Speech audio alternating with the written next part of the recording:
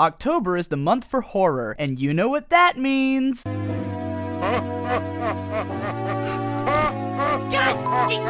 Right now, let's make one thing clear. This is not a fair and balanced, unbiased review of Sword Art Online 2's Gun Gale Online arc. I do not see any value in that kind of review to begin with, and you will find nothing like it on my channel. Moreover, let it be known right here and now that I have never hated anything with the level of fervor and passion that I hate Sword Art Online. This is the kind of hatred that has come around full circle to being love. You may find yourself asking, if you hate this show so much, why watch it? Why take so much time out of your life to rag on it? And the answer is simply that I love hating Sword Art Online, and believe me, there is plenty of demand for this kind of video. In case you missed it, I've already made an hour-long analysis detailing why I hated the first season. You don't necessarily need to watch that video if you're just here to sit back and laugh at this show with me, but I do recommend checking it out if you want to get an idea of the mindset I'm approaching this show with, and also just to witness one of my all-around best analytical videos. I won't pretend to understand this obsession of mine. Honestly, I think Sword Art Online may have broken me somehow. I'm really not used to watching bad shows all the way to the conclusion, and most of the time when I drop a show, I actually do so expecting that it probably gets better later. I never would have imagined that a show I had first found to be mediocre and dropped after 6 episodes would turn out to be the most vile trash I've ever consumed in my life. But let's backpedal a bit here and address some concerns that viewers had about my last video. A lot of people were upset by the fact that I gave Sword Art Online a 1 out of 10 score. People have tried to rationalize with me their reasoning for why the show deserves a better score, or that I might have some kind of broken and stupid scoring system. Some have even said that if I think SAO is that bad, there must be very few anime out there which I can actually enjoy. That one I would chalk up to the accusers having seen very little anime, as I can quite easily name hundreds of shows that I enjoyed more than SAO. I'd also like to point out that I have given out every score from 10 to 1 and still found that Sword Art Online is at the bottom. I will admit that there were things about SAO that I kind of enjoyed. I liked Asuna's character design a lot and found the general look of Aincrad kind of appealing. The animation quality was pretty high in a few scenes, although I would argue that it completely goes to waste because of the shitty fight direction, but there are some memorable Sakuga moments in the show. Plus, as mentioned in my review, I actually enjoyed the romance between Asuna and Kirito in like the 2 or 3 scenes that they actually made a decent couple. Sword Art Online is not the least enjoyable show that I've watched in recent enough memory to grade it. That dishonor goes to Armitage the Third Duel Matrix. However, I gave Armitage a 2 out of 10 because even though it was horrendously boring, it never managed to offend me, other than in the fact that it wasted my time. Meanwhile, whereas I probably would have given SAO a 2 or a 3 if it had ended with the Aincrad arc, I was so put off by all the ridiculous Asuna rape scenes in the Alfheim arc that I took the score back down to a 1. That is to say that the negative aspects of SAO so overwhelmingly outweighed the positives that even the few things I did like about the series were not enough to raise its score above a film in which I found nothing even remotely enjoyable. Moving along, another complaint I got a lot of on my last video was that I didn't understand the reasoning behind Kirito announcing himself as a beater at the end of episode 2. Basically, the idea was that Kirito was trying to divert all of the hatred towards beta testers onto himself in order to protect them, and I admit that I fucked up in my video by failing to grasp this somehow. However, this doesn't make it any less retarded and narratively broken. First of all, no one actually knows who the beaters are exactly, so they still end up doubting anyone who's overly powerful, as evidenced both in the dialogue of certain episodes and in that Kirito has to hide his power level. Moreover, I still stand by that the most intelligent course of action would have been to just have a fucking conversation like a normal human being and sort shit out instead of trying to become the Batman and failing. I acknowledge that I made a mistake in the last video, and I hate myself for doing it because every stupid SAO fanboy who gets to that part screams at me that my whole analysis is wrong, completely ignoring the other 50-odd minutes of legitimate criticism based on that one little mistake that, even when corrected, does not in any way improve my opinion of the show. So anyways, I said before that I wasn't going to watch Sword Art Online 2, but my brother Victor and his friend Hope, who both hated the first season just as much as I did, thought it might be fun to watch season 2 and make fun of it the whole time. And I knew that it would make for a great video series, so we filmed ourselves doing it. Unfortunately, we only got to do 3 episodes before Aniplex started pulling them down for copyright infringement, so I thought, fuck it, I give up. We got someone who had read the novels to explain to us the bafflingly stupid plot of Gun Gale Online, had a laugh, and got over it. At least, we would have, were it not for the fact that somehow, Gun Gale Online began to heal the series' reputation, which Alfheim had shattered. Even though I watched the same first 3 episodes that everyone else did, which were some of the most trite, boring, and badly written episodes of anime I've seen all year, I saw people on 4chan and Twitter buzzing about how it was showing a lot of promise, already better than Alfheim, and had an interesting character in the form of Shinon. Wait, who?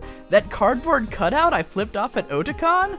Really? Really? So here I am again, 1,300 words deep into the longest video introduction ever, and if you've stuck around this far, then welcome aboard, my friends, because the ride never ends. Whereas with Season 1, I broke everything down into major points that I wanted to tackle, with Season 2, I've decided to take a different approach and tear the series apart scene by scene, in a way similar to the Your Movie Sucks reviews of The Walking Dead. Assuming you've seen my last video, you should already have a good basis of what my major problems are with this series as a whole, so here we'll be bouncing off of those points by analyzing how badly the show fucks up on a moment-to-moment basis. So without further ado, let's get it on! Episode 1. The first episode is called The World of Guns, which would actually sound kind of rad if I didn't know any better. It opens up with some legitimately fucking awesome cityscape shots before diving into this little bar. Now, I don't have a problem with this little bar, I like bars, but I'm just gonna put this little counter here on screen for a second, and I'll explain it later. All the patrons of this bar appear to be wearing noob armor, which happens to look almost exactly like the noob armor from Sword Art Online. Everyone's tuned into this video cast where top players are being interviewed inside the game. Kinda seems inane to watch this kind of thing while inside of a game world, but I know people who actually picture-in-picture Netflix while playing their Xbox One, so I guess I kinda get it, though in that case they're at least playing the game and not just sitting around in a virtual bar watching videos. Whatever. This blue-haired douchebag is explaining that for 8 months agility-based builds have been dominating the game, but for some reason recently strength builds are now starting to gain more traction. When I first heard this, I assumed that the game must have been patched recently to nerf agility builds, but if this was true, players would probably be fucking rioting, as basically happens when anything changes in League of Legends, especially if it's as hard to change your build as this guy is implying. They don't mention any patches though, so my next assumption is that something new was learned about the fundamentals of the game which caused this change, sort of like when wave dashing was discovered in Super Smash Bros. Melee and it came to completely define the way that professionals played the game. Either way, most of the best players would probably change their build immediately. Even if it's a game where you can't respec your character, high-level players probably make a bunch of characters with different specs anyways. I've watched my little brother go through a ton of Path of Exile builds, which are exceedingly easy to fuck up if you don't know what you're doing, basically unbothered by how much grinding it takes to get a new character up to a decent level. It's just what MMO players do. That said, I can't possibly imagine players getting into a game where it takes 8 fucking months to be able to make a high-tier build. You'd basically be trapped into one build forever, so if you did anything wrong or anything changed about the game, as is the case in this show, you'd be completely fucked, which is exactly what happened to all of the agility players. This wouldn't just be grounds for strength players to mouth off, it would more likely be the death of this game as something which anyone played seriously, and people would move on to the next one. Anyways, this asshole Deathgun gets up and starts mouthing off, and I guess the people on the other side of the screen can hear him for some reason because they all stop talking. Deathgun shoots the screen, and seconds later, Zexseed starts grabbing his heart and falls over dead. An item which when used on someone makes them die of a heart attack moments later, with death in the name. What does that remind me of? Oh right, it's Death Note. They ripped off Death Note, but with a gun. Also, can we just talk about the name Death Gun?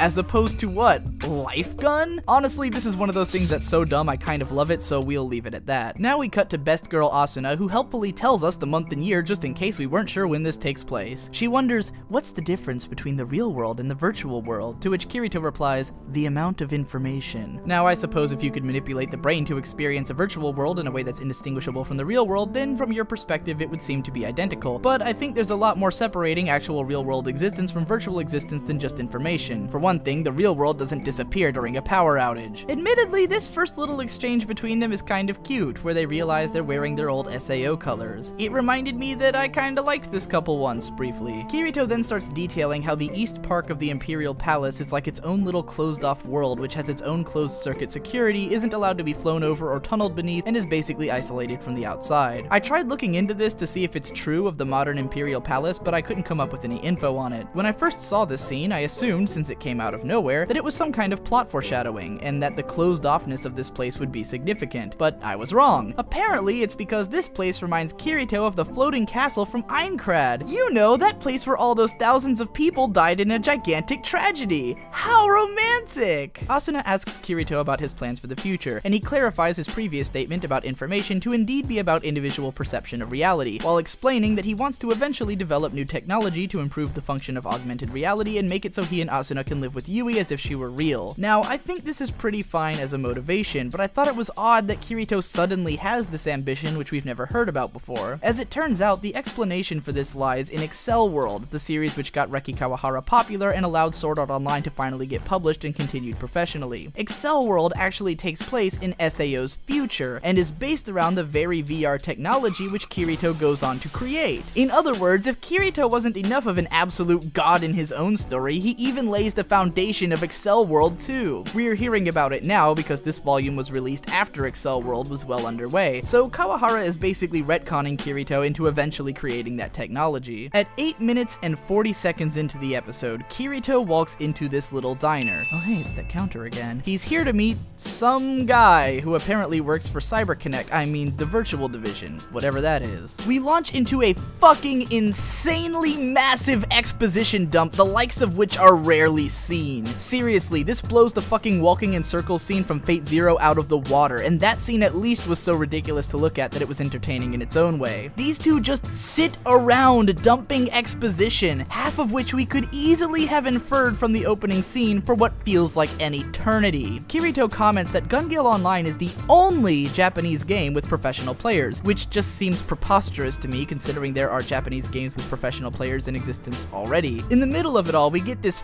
fucking amazing visualization of Death Gun firing a bullet through someone's Ethernet port, which flies around the room Mr. Mosquito style and murders someone in their bed. When I first saw this scene, I couldn't stop laughing for minutes on end. The fact that it's actually really well animated but looks so fucking ridiculous just makes it all the more perfect. Kirito then explains that in Gun Gale Online you can exchange your in-game currency for real-world currency, which is why there are so many passionate high-level players. Once again, this is something that happens in MMOs in real life already, but not on official terms. That said, I can't imagine how or why this system would actually work in an official capacity. When people sell in-game funds to another person, it's a trade of one currency for another, but Kirito implies that in this game, you straight up pay out the points you've earned for cash. It makes sense to have a system like this in a casino, where you only win if you're lucky and you get kicked out for winning too much, but I don't understand how a game developer can afford to consistently pay its players often far more than what those players are paying for their subscription fees. Apparently the top players are making 200 to 300,000 yen a month, which is like $2,000 to $3,000. How can this system possibly function? By the way, is that Steve Jobs' ghost introducing the eyeglass? Is that Apple's answer to Google Glass? Cause if so, 11 years is a hell of a long time to stay behind the curve, Apple. Kirito's scene in the cafe ends at 19 minutes and 22 seconds into the episode. That's 11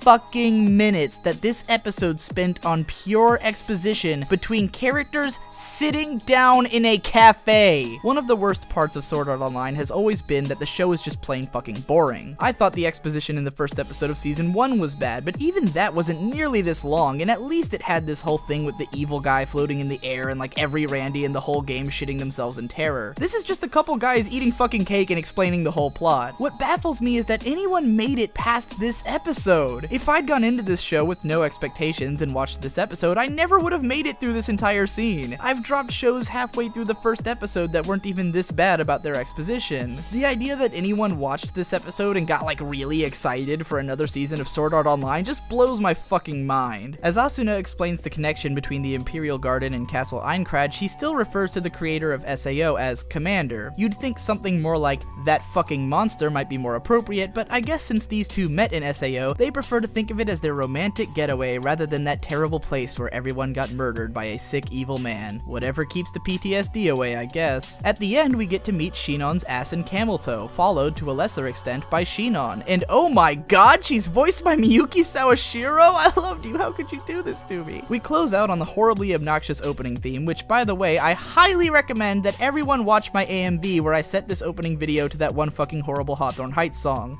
It's legitimately my favorite thing I've ever made, and I've watched it like 30 times. Seriously, Go do it. It's linked below. Pause the video. Episode 2. Episode 2's cold open has Shinon fighting a large boss by sitting on a ledge outside of its attack range and emptying like 8 cartridges of ammo into it. I assume that she's exploiting a glitch, in which case someone needs to patch this fucking boss, because there's no way this should be a viable strategy. This would mean that the sniper class has no chance of ever dying as long as they have a perch to fire from, meaning they can basically cheat the system and solo the entire game by playing in the most boring way imaginable. So I guess to make up for the first episode only having like 2 minutes of game footage, this episode is set entirely inside of Gun Gale Online and follows a mission with Shinon. It opens up with a bunch of Randys talking about some mission they're about to do, and it's evident from their character designs alone that none of them matter at all. This guy's mustache is notable enough to make him relevant to this episode, but just by looking at these guys you can tell that none of them will ever show up again, so there's no reason to care about anything which might happen to them. Mustache Guy explains that in this game only real guns are effective against other players, whereas they kill monsters using energy guns. Because players who focus on killing monsters primarily use and assumably spec towards energy guns, they are easy prey for player killers using real guns. In other words, the PvP in this game is horribly fucking broken and makes no sense because Reki Kawahara doesn't know shit about MMORPGs. Have some shots of Shinon's legs and tits while this guy pervs on her, even though he knows she's a high school student. Even though you know she's a high school student. This might be a bit of a nitpick even for me, but what's up with Shinon putting on a headset when the other guys run out onto the battlefield? Do you have to actively equip a headset in this game in order to party chat? I guess it's supposed to add some kind of realism factor, which I can totally see being a thing, but it seems really asinine to not have party chat available at all times, and who knows how they handle guild and private chats. This is the kind of thing I could see being done in like a niche military style realistic MMO game, but not in one of the biggest games around. Apparently, one of the mechanics in this game is that you can see the trajectory of bullets that are coming at you. Theoretically, you'd think this would make sniping nearly impossible since the element of surprise is gone the moment you fire, and as long as the opponent notices in time, which the cloaked guy does, they can easily sidestep it. It's explained later that a sniper's first shot doesn't have a prediction line, but that's just cheap since they're basically guaranteed at least one kill. Being able to see these lines isn't necessarily a bad mechanic, but it would probably turn it into sort of a tactics game that's more about misdirection and team effort than typical cover-based shooter strategies like what the characters seem to be using. At this point though, it really just feels like Kawahara was throwing in every new idea he had for a game mechanic with reckless abandon. By the way, Shinon can easily dodge a flurry of bullets without even being behind cover. All of the Randys get killed like you know they were going to, and Shinon keeps repeating this corny ass line about how she has to kill this guy because he's quote, strong enough to smile on the battlefield. It's a fucking video game. I kind of hope most people are having enough fun to smile on the battlefield. When the big guy catches her before she has time to shoot, she gets the drop on him by jumping an absolutely insane distance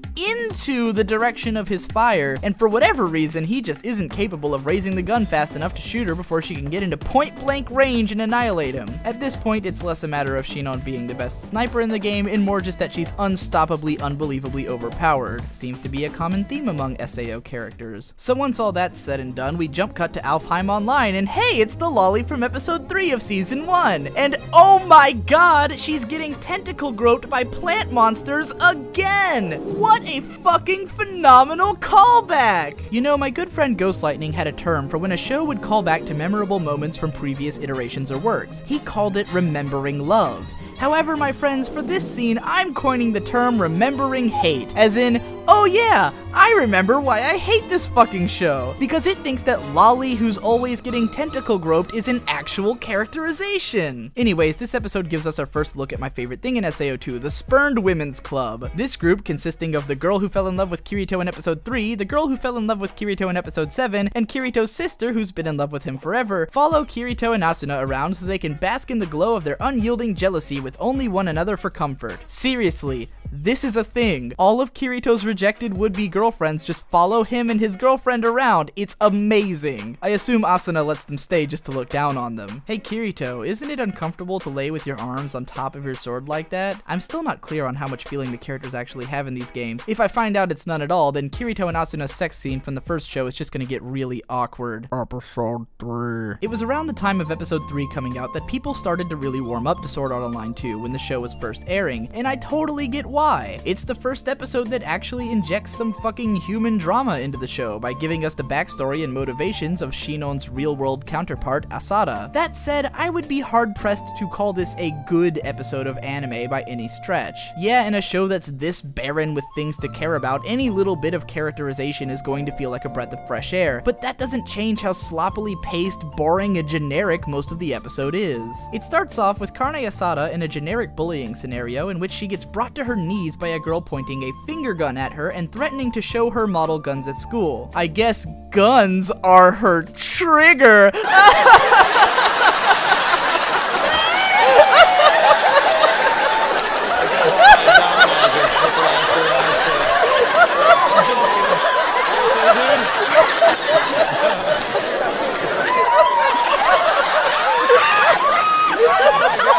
Carne Asada gets rescued by some kid who obviously wants to fuck her, and they sit down in yet another cafe for another 4 fucking minutes of completely boring exposition. This time, they don't even have the decency to show the characters eating or waiters taking away their dishes or any crazy visualizations. They're just fucking sitting there. Having a mirror in the background isn't impressive when the characters aren't doing anything, which is why The Disappearance of Haruhi Suzumiya is the only show that got this right. Exposition scenes in cafes are one of the worst things you can ever do in a show because they're totally fucking boring and cliche. If you take screenwriting classes, as my brother Victor has, they actually teach you to never write exposition scenes in cafes or restaurants because it's so fucking tired and boring. And it was at this point in episode 3 that I started thinking back and realized that Sword Art Online is crazy with its diner scenes. Off the top of my head, episodes 3, 4, 5, 6, 8, 15, 17, and 25 of season 1 had dialogue scenes in some kind of pub or cafe, and that's just what I can remember. This wasn't as aggravating in season 1 though, because the first 2 arcs were set inside of fantasy games, so the cliche of meeting at the pub or inn is a fitting trope of the genre. Even when they met at the bar in the real world, it wasn't so bad because one of the characters from SAO actually ran the place. Now, however, there's been 2 exposition cafe scenes in the real world, and it just comes off as fucking lazy while drawing attention to just how much Reki Kawahara uses cafe scenes as a crutch to dispense large amounts of story details that he isn't creative enough to weave into the narrative. When I see 2 characters sitting in a cafe talking, I take that as a signal that I'm about to see a bunch of boring shit for X number of minutes, and it immediately disengages me from what's happening, and characters introduced in these kind of scenes leave no impact whatsoever. It's the worst way to handle expository dialogue, yet it seems to be the only way that this show knows how, and it only gets worse from here. Anyways, now we jump into Carne Asada's backstory. I like how when her mom gets shoved to the ground, she doesn't even drop her magazine, she just sits there like an idiot. Eventually, she gets up and attacks the guy, and amid the confusion, gets a hold of his gun and gats that son of a bitch. I find it kinda hard to believe that she would have fired the gun more than once, or that it would have been necessary to do so, but whatever, this is fine as a backstory. It makes enough sense as a reason that she'd be scared of guns, though this whole conceit that her mother is afraid of her now is total bullshit. I'm pretty sure if my daughter saved my life from a crazy fucking drug addict, I'd have given her a high five, put her on my shoulders, carried her straight to McDonald's, and bought her a Happy Meal with a My Little Pony toy. Then I would have educated her on gun violence or something. Look, I'm not irresponsible. Kirito tells Asuna about how he's going to go play Gun Gale Online for a while, and then we learn that for him to transfer his current file into another game, it'll erase all of his items in Alfheim for some reason. This is really a plot device for why Asuna isn't going to follow him into Gun Gale Online, although if she knew the circumstances behind why he's going, then I'm not really convinced she wouldn't have gone anyways to look out for him. It certainly would have been better than basically writing the best character out of the show for 14 episodes. Kirito then visits this creepily flirtatious nurse and jumps into the game. Back with Shinon, it's finally revealed that the reason she plays Gun Gale Online is for some kind of exposure therapy to get over her fear of guns, and she's convinced that if she can become the best player in the game, it'll erase her fears. You know, I could rag on this, but it's really not that bad of a concept. From a dramatic storytelling standpoint, it's fine. It's a character motivation that makes enough sense that we can at least buy into her desire to become the best player in the game. Like, I get it. It's certainly not the stupidest motivation we're going to see this season. Episode 4. Let's talk about Kirito's fucking character design. First of all, apparently in Gun Gale Online, your character model is totally randomized. No one would play this fucking game! No one, and I mean no one, would play an MMORPG in which you have to manage your build for months on end if you can't even design your own fucking character. This is like the most basic feature of MMORPGs, and most games are constantly trying to expand on customization tension rather than reduce it. The idea that this is one of the biggest MMO games around is practically insane at this point. Moreover, on what basis does the game choose your character model? Because it seems like most people have voices that perfectly match their design. Part of me thinks the game might automatically morph the voice to match the body, since Kirito starts talking with a really effeminate inflection before he even realizes that he's in a female-looking body, but at this point I can hardly imagine the concept even making that much sense. The fact alone that not only does Kirito's character look just like him with long hair, but that Carne Asada's character is just herself with blue hair and without glasses feels like it's trying to insult my intelligence. Hey, remember that big guy from episode 2? Did he only spec to be a gigantic strength build after his character was already oriented that way? His randomly designed character? And don't try to tell me that the character designs somehow read what the person playing them looks like, because Zexseed looked nothing like his character. I don't even want to know how they're going to explain Death Gun. But you know what's really fucked up about all of this is the logic behind it. The only reason this system exists is so that Kirito could have a girly looking character design for this arc, and the conceit that he couldn't customize it exists because it wouldn't be in character for him to design it that way. Not a single thought was paid to how this would shatter the immersion by making no fucking sense. Ahaha, look at Kirito trying to use feminine hand gestures to convince Shinon he's a girl. It's funny cause it's sexist. Shinon tells Kirito a bunch of shit that we already learned in episode 2, and then we meet this magnificent character.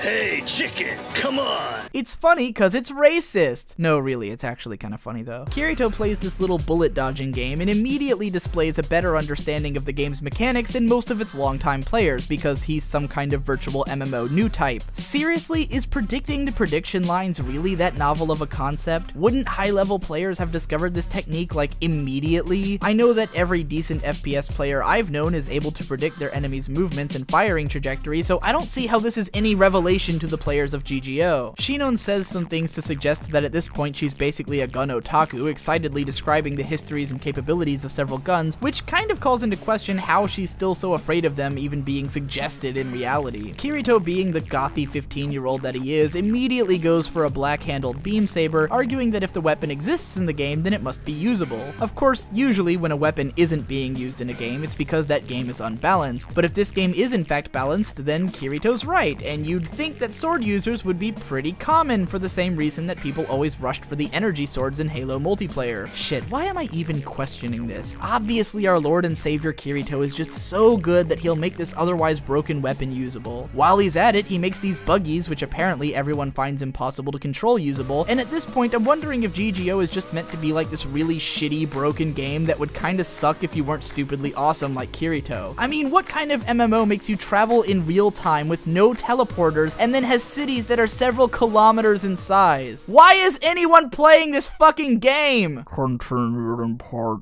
2.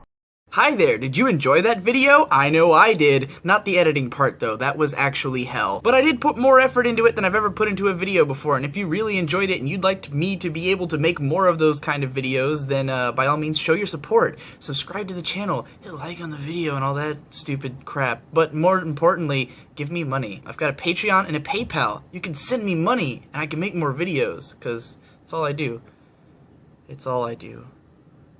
It's all I do.